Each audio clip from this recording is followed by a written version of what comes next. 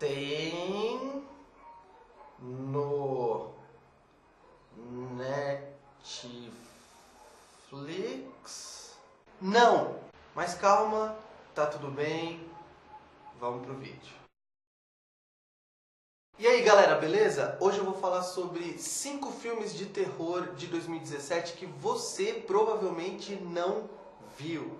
E por que eu tô falando isso? Eu tô falando isso porque os filmes que chegam pra gente através dos cinemas ou através da Netflix são só a pontinha do iceberg do que é produzido no mundo inteiro. E até nos Estados Unidos. E se a gente pegar gêneros que são um pouco mais marginalizados, gêneros que normalmente são mais comuns no cinema independente, como o cinema de terror, por exemplo, a questão fica mais complicada. Então hoje eu não vou falar de Ao Cair da Noite, não vou falar de Corra, não vou falar de A Cura, não vou falar de It, e não vou falar de Annabelle 2, que não está no mesmo nível desses outros 4 filmes que eu falei, mas se eu fosse fazer um top 10 dos filmes de terror até o momento em 2017, acho que conseguiria um 10º lugar.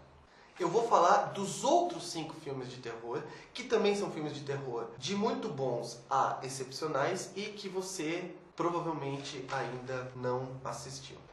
Número 5, The Void, que é um filme que, se você lembra daqueles filmes de terror / ficção científica dos anos 80, do John Carpenter, como O Enigma de Outro Mundo, The Fog, ele tem muito essa pegada, ele trabalha muito o gore, as mutações físicas, então ele impressiona e ele choca um pouquinho pelo visual. Ele é um pouco nojento, mas o que torna o filme mais legal é o clima conspiratório daqueles filmes do John Carpenter. Então ele é um filme que trata de vilões que você não sabe quem são, uma ameaça que pode vir da vizinhança ou pode vir de outra galáxia, personagens que você não sabe ao certo se são bons, se são maus, se são humanos, se não são humanos, uma sensação constante de paranoia e principalmente de você não fazer a menor ideia do que vai acontecer. Você não sabe qual é a ameaça e por isso tudo que você vê na tela, tudo que acontece acaba se tornando ameaçador. O filme é dirigido por uma dupla de diretores, um deles se chama Jeremy Gillespie e o outro é o Steven Kostanski, eu acho que é assim que pronuncia o nome dos diretores, e são diretores dos quais eu não tinha assistido nada ainda, então vale a pena a gente anotar esses nomes. O único problema de The Void é que o final do filme, que obviamente eu não vou revelar pra vocês, acaba estragando, eu não diria estragando, mas acaba diminuindo um pouquinho o impacto do que veio antes. Mas é um filme que vale a pena.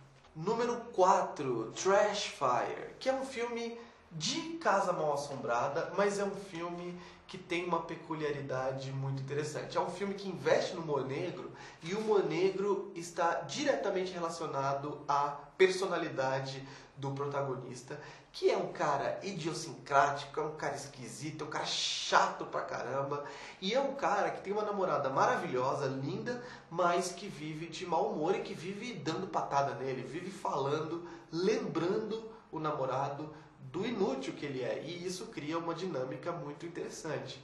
Eu não vou falar muito das histórias dos filmes aqui hoje, mas mais ou menos o que acontece é que esse casal precisa ir para o interior, passar alguns dias na casa da mãe do rapaz, que também tem uma irmã que está reclusa, que vive trancafiada num quarto e que tem um passado misterioso. E é claro que coisas estranhas começam a acontecer. E é um filme que não investe em jumpscares, em sustos fáceis. É um filme que cria uma atmosfera de desconforto o tempo todo e ele eleva à milésima potência o desconforto familiar, o desconforto com a sogra, com a família da namorada e também de um relacionamento que já não está dando certo há muito tempo e transforma isso em terror hardcore. Número 3, Sweet Sweet Lonely Girl, que não tem só o nome mais legal de um filme em 2017.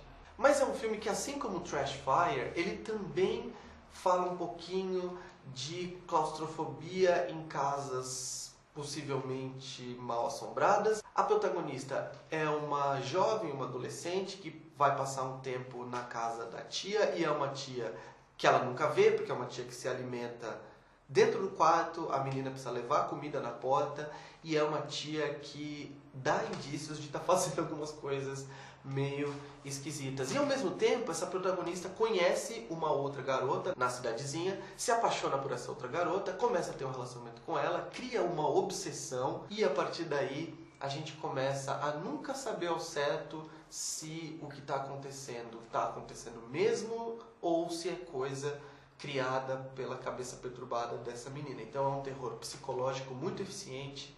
Até o final vai deixar você sem saber ao certo no que acreditar.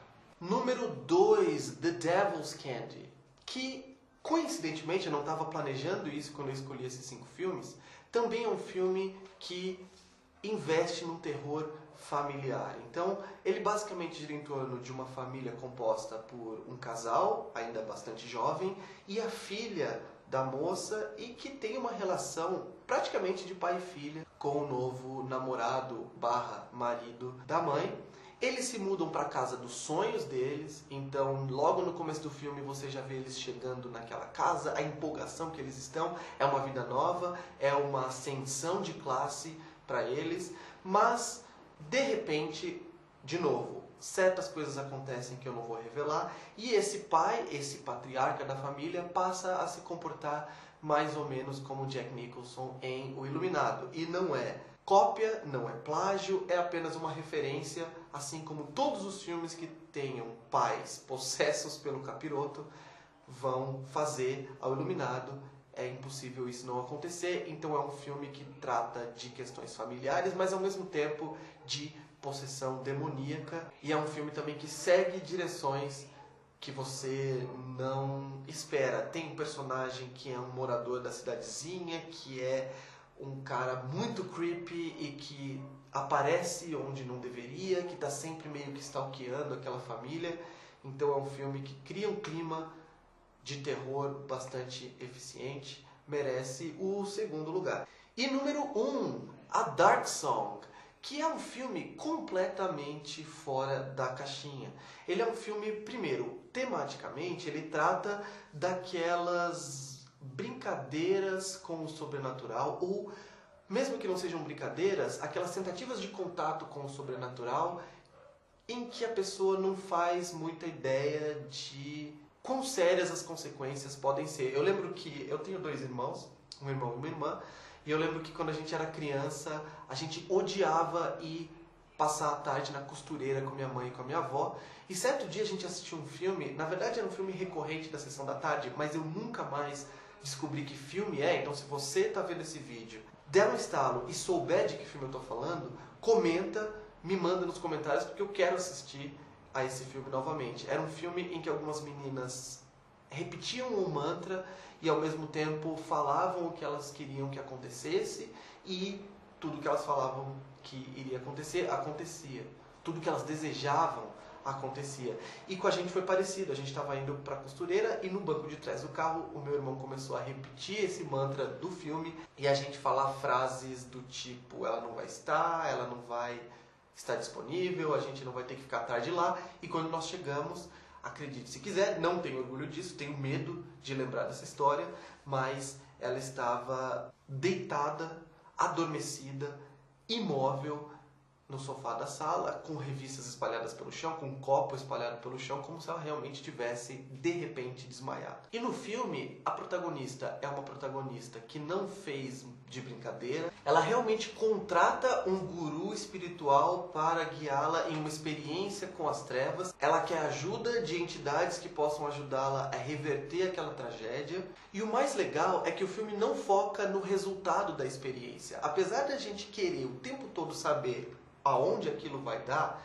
e ao mesmo tempo o filme começa a tomar rumos que nos fazem não querer realmente saber aonde aquilo vai dar, mas o foco do filme é no processo. Então a gente acompanha passo a passo daquele ritual, a gente sabe quais são as regras e a gente começa a acompanhar quando a protagonista a segue, quando ela desobedece. A gente vê, por exemplo, os efeitos que o jejum rigoroso que ela precisa fazer começa a exercer na sua mente, na sua estabilidade emocional, e ao mesmo tempo o guru que ela contrata é um cara que a gente nunca sabe ao certo se quer ajudá-la, se só está fazendo pelo dinheiro ou se mesmo fazendo pelo dinheiro ainda por cima é um charlatão. E esse filme tem algo que até eu como fã de terror preciso reconhecer, que a maioria dos filmes de terror acaba não conseguindo ter, que é um elenco espetacular. E quando eu falo elenco, são só os dois protagonistas, mas são dois atores que conseguem criar uma dinâmica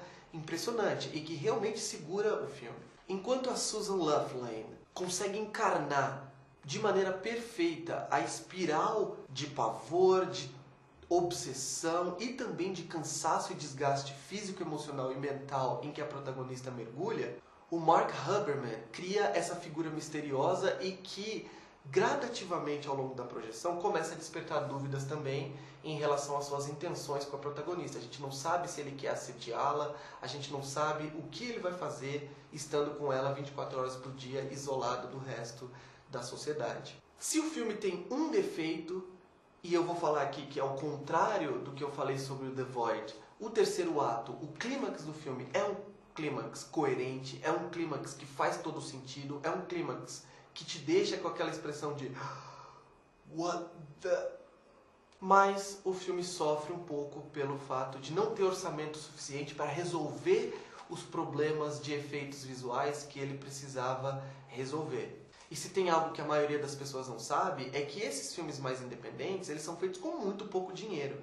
Então fica difícil, você vai entender quando você assistir ao filme, fica difícil resolver aquele desafio que a equipe do diretor Liam Gavin enfrentou para representar visualmente o que aquele evento final, aquela revelação final exige. Mas ainda assim, se eu fosse fazer o top 10 que eu mencionei no começo desse vídeo, dos melhores filmes de terror de 2017 até agora, a Dark Song provavelmente estaria entre os 3 primeiros colocados. Se você quiser saber o que eu penso sobre os 5 filmes que eu mencionei no começo do vídeo e que são filmes mais mainstream e que você provavelmente, se é cinéfilo, se gosta de filme de terror, já viu, que são Ao Cair da Noite, Corra, A Cura, It e Annabelle 2. Eu vou deixar os links para as minhas críticas na descrição desse vídeo, então eu não vou fazer vídeo sobre eles, mas eu já escrevi com muito mais detalhes, análises muito mais detalhadas e que falam também sobre a parte técnica, sobre a direção, fotografia, atuações e tudo mais. E vem aqui no YouTube comentar, você pode comentar lá no blog, mas pode comentar aqui também para a gente fomentar essa discussão sobre os filmes de terror de 2017. E como sempre, se você gostou desse vídeo, assina o canal, curte o vídeo, divulga para os seus amigos nas redes sociais. E é isso.